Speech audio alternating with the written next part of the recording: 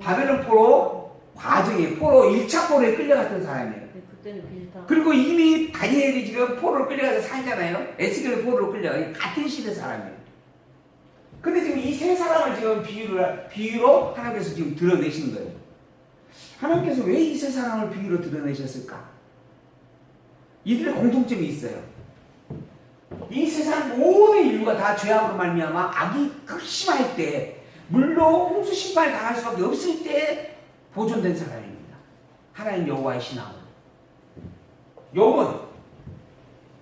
욥도 마찬가지죠. 새 친구, 아내, 모든 사람들이 다 달라붙어가지고 헐뜯고 욕하고 할 때 당당하게 나는 내 하나님 여호와를 믿겠다라고 했던 사람이에요. 의인이다. 또 의인이라고 치게. 다니엘은 의인이라고 치게진 구절이 있는가요, 성경에? 다니엘은 없잖아요. 어쨌든 공통점은 그런 공통점이 있어요. 다니엘은 어떤 사람이냐면, 이제 바벨론 포로로 끌려갔어요. 느부갓네살 왕이 자기를 경배하지, 자기 우상을 만들어 놓고 절하지 않으면 다 죽이겠다. 사자굴에 던지고, 그다음에 불문불에 던지겠다. 근데 그럼에도 불구하고 살아남아요, 그곳에서. 나는 하나님만 섬긴다. 나 차라리 죽으면 죽겠다. 죽으면 죽으리라 누가 그랬어요 또? 에스더도 그래도 그러면 에스더는 여기 안 나타났을까? 근데 그 특징들 중에서 특히 나는 이 다니엘이 눈에 띄었어요. 지금 이 당대의 사람이에요. 같이 지금 있는 거예요. 근데 실제로 풀무불에 던짐이 모든 백성들이 다 아는 사건이에요. 그 현장에 같이 있는 상황이니까. 그러니까 이보다 더 분명하고 정확한 증거가 될 일이 쉽지가 않잖아요. 거기에 노아와 이제 욥을 빗대어서 같이 해서 하나님만을 바라보았다라고 하는 것을 집중적으로. 근데 이 신앙은 정말 하나님도 인정한 신앙이다 이런 의미가 되는 거예요. 근데 이런 신앙을 가진 자들이 지금 그 범죄를 행하는 그 성에 있다라고 치자. 그리고 하나님이 진노하려고 하는데 이 세 사람이 있어. 이 세 사람은 구원을 받지만, 그럴지라도 그 성에 있는 모든 사람은 다 죽는다. 그러니까 믿음은 오직 각자의 신앙으로 말미암아 이루어지는 일이다. 라고 하는 것을 분명하게. 그러니까 범죄한 너희들은 구원받을 수 없다. 반드시 너희들은 멸망한다. 이런 이야기를 지금 해주고 있는 거예요. 그런데 거기에 자기의 생명만 자기 의로 말하면 자기만 구원받는다는 이야기예요. 자기 위에 다 자기 형제도, 자기 딸도, 아들도 구원 못 시킨다는 거예요. 속된 말로 우리가 그냥 대충 살다가 나중에 천국 가게 되면 부인 옷자락 잡고 너 같이 따라갈 거냐 그런 이야기 우스갯소리를 하잖아요. 그런 일이 있을 수 없다. 그거는 있을 수 없다 하는 이야기입니다. 그 뒤에 보면 또 나와요. 16절, 14장 16절. 비록 이 세 사람이 거기 있을지라도 나의 삶을 두고 맹세하느냐. 하나님께서 이야기하는 거예요. 내가 맹세하건대 그들은 자녀도 건지지 못해요. 내 신앙으로 내 자녀가 구원받지 못하는 겁니다. 오직 자기만 건져요. 그 땅은 다 황무해진다. 그런데 어디선가는 연옥서를 주장해요. 연옥서.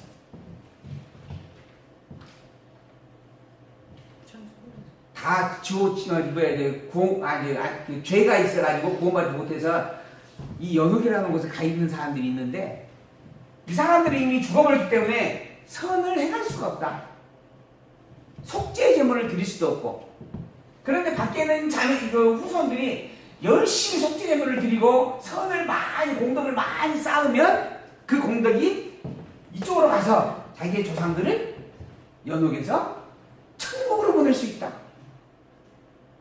그렇게 이야기를 해요. 이거는 그냥 대충 살다가 나중에 구원이 이루어질 때 부인 옷자락 잡고 가겠다라는 말보다도 사실은 더 심각한 말로 저는 생각이 돼요.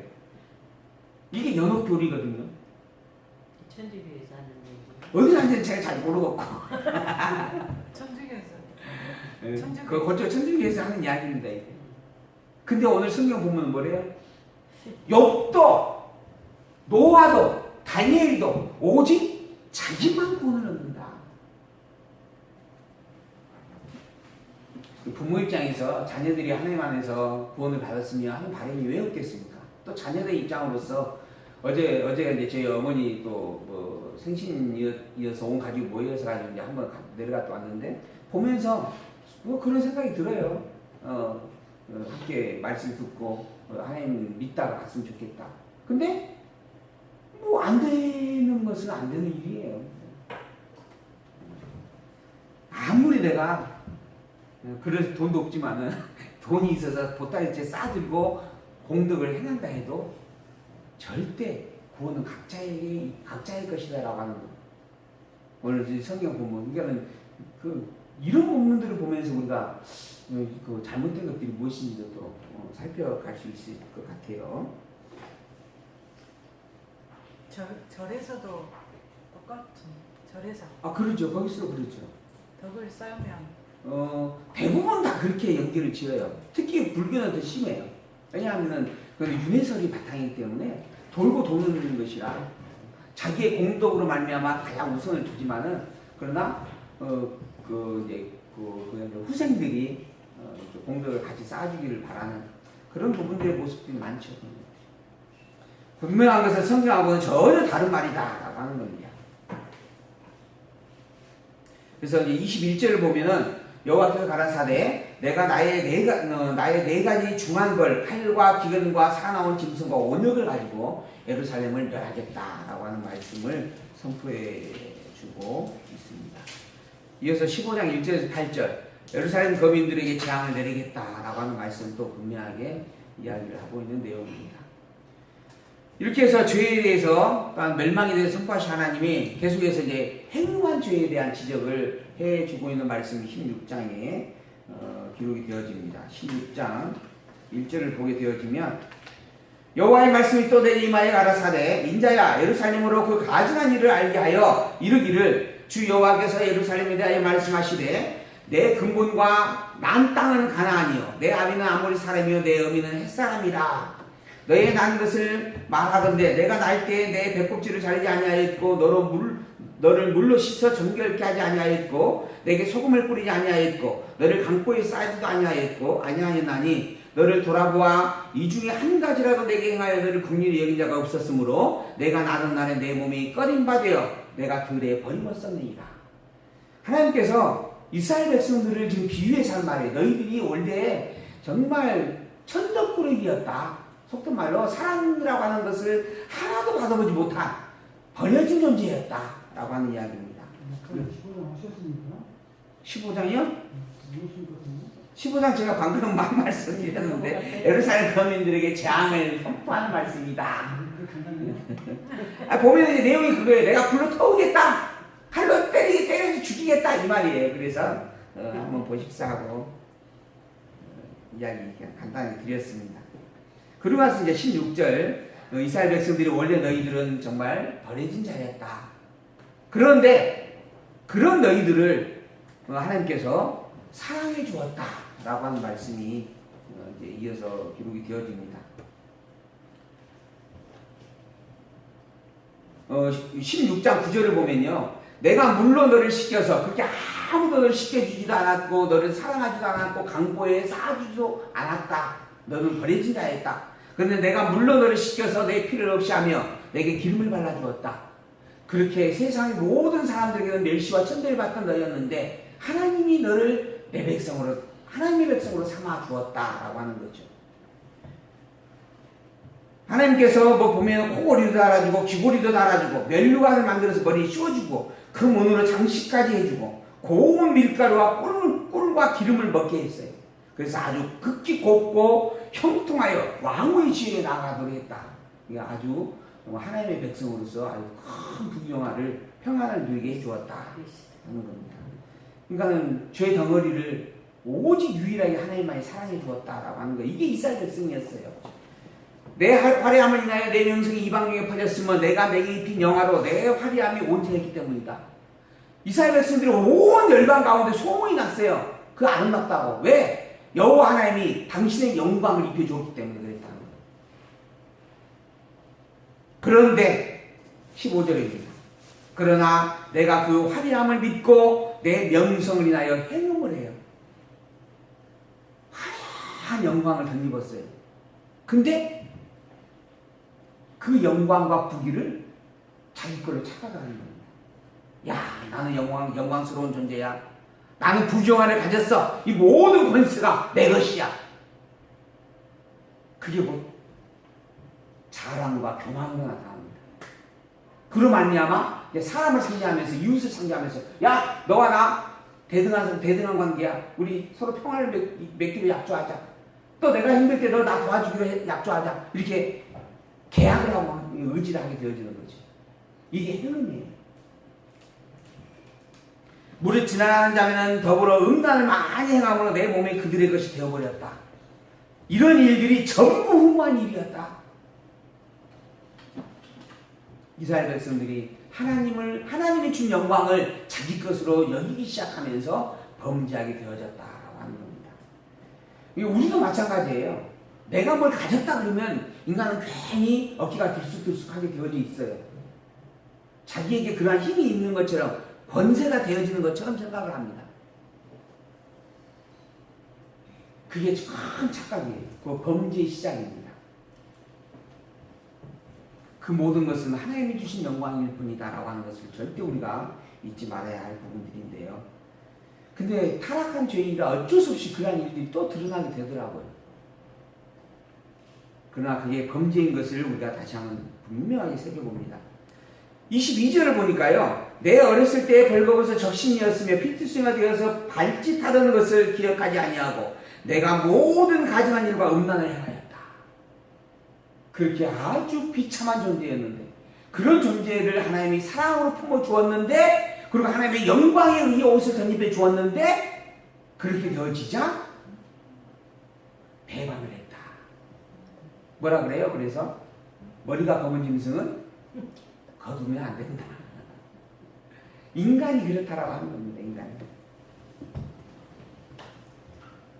나 여호와가 말하노라. 23절에 그렇습니다. 나 여호와가 말하노라. 너는 화 있을진저 내가 너를 때릴 수밖에 없다 하는 이야기를 하시는 겁니다. 내가 너를 멸하겠다.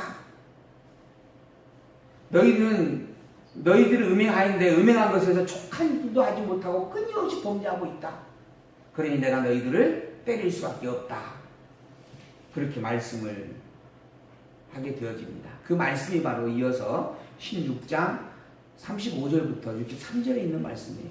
예루살렘이 수치를 당한 결과 그리고 벌을 내리는 결과, 또 음녀가 죄로 수치를 당하게 되어질 것, 그럼에도 하나님께서 징계한 다음에 용서해 주겠다라는 말씀까지 기록이 되어져 갑니다.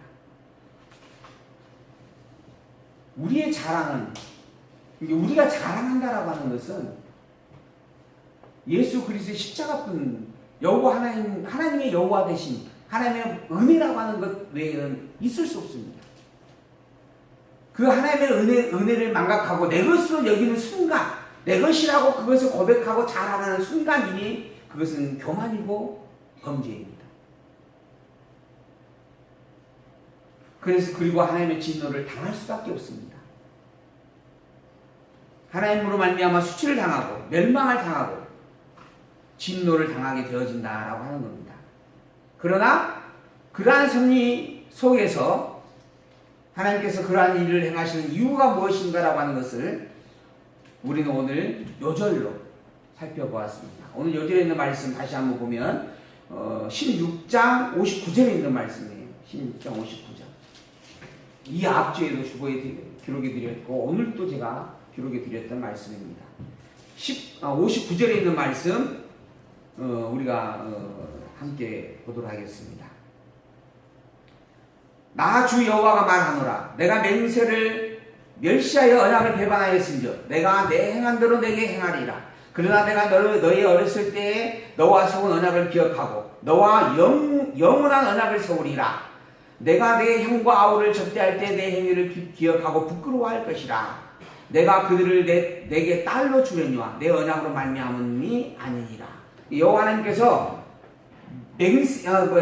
언약을 배반한 자들을 때리겠다라고 하는 거예요. 그러나 그 이전에 영원한 언약을 또한 분명히 세우고 그 언약을 지켜주겠다라고 말씀을 하는 거죠. 그러면서 62절 내가 내게 내 언약을 세워서 너로 나를 여호와인 줄 알게 하리니 이는 내가 내 모든 행한 일을 용서한 후에 너로 기억하고 놀라고 부끄러워서 다시는 입을 열지 못하게 하려 합니다. 다시는 여호와 하나님 이외에 자기 자랑을 하지 못하게 하겠다라고 하는 말씀입니다. 이스라엘 백성들은 끊임없이 범죄하였습니다. 이방인들보다 더 큰 범죄를 서슴지 않고 행하였습니다. 멸망받아 마땅한 존재였고 하나님의 더 큰 진노를 받을 수밖에 없는 자들이었습니다. 그로 말미암아 하나님은 그들을 진노하십니다. 공의의 심판을 선포하십니다. 그래서 그들은 아픔을 당하고 고통을 당합니다. 그 아픔과 고통을 당할 때 돌이켜서 하나님에게 오는 것이 아니라 오히려 항변을 합니다. 왜 내가 이러한 아픔과 고통을 당해야만 하느냐? 내가 대체 무엇을 잘못했느냐라고 변명을 합니다. 하나님은 그들에게 그들의 죄를 지적하셨습니다. 우상을 섬긴 죄, 거짓을 행한 죄, 불신앙의 죄, 행음한 죄들을 하나하나 구체적으로 지적하여 확인을 해주었습니다. 그리고 난 다음에 그들의 입을 다물게 합니다. 매를 맞는 것이 어쩔 수 없고 당연한 것이다라고 하는 그들의 죄에 대한 깨달음을 갖게 합니다. 그리고 난 다음에 그들에게 회복을 선포합니다. 이제 그 회복이 되어진 그 백성들은 다시는 하나님의 모든 은혜를 자기의 것으로 여길 수가 없습니다. 그저 하나님 앞에 감사하고 찬양하게 되어지는 거죠. 오늘 우리도 사실은 오직 감사와 찬양만이 있을 수밖에 없는 존재입니다. 이미 우리는 예수 그리스도로 말미암아 십자가에 죽어야 마땅한 자임을 확인을 했습니다.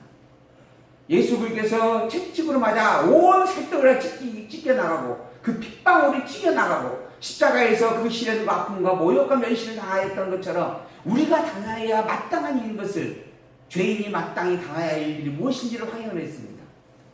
그런데 그런 우리가 지금 살아있습니다. 그런 우리가 지금 여호와 하나님을 하나님이라고 부르고 우리 아버지라고 부르고 있습니다. 예수 그리스도가 대신 죽어주었기 때문에 되어진 일입니다. 이 은혜를 우리가 가졌어요. 그 은혜를 기억한다고 우리는 고백을 합니다. 나는 예수를 그리스도의 나의 주라고 고백합니다. 분명하게 외치고 있죠. 그런데 시시때 때만 되어지면 또 내 자랑이 나옵니다. 이건 내가 했어. 이건 내가 해야만 할 일이야. 이게 참으로 미련하고 어리석은 일입니다. 오직 우리의 입술에서는 여호와 하나님을 찬양하는 찬양의 고백만이 함께하기를 소망합니다. 예수 그리스도가 우리의 생명의 주인이 되셨음을 감사하는 그 고백만이 우리에게 함께하기를 소망합니다.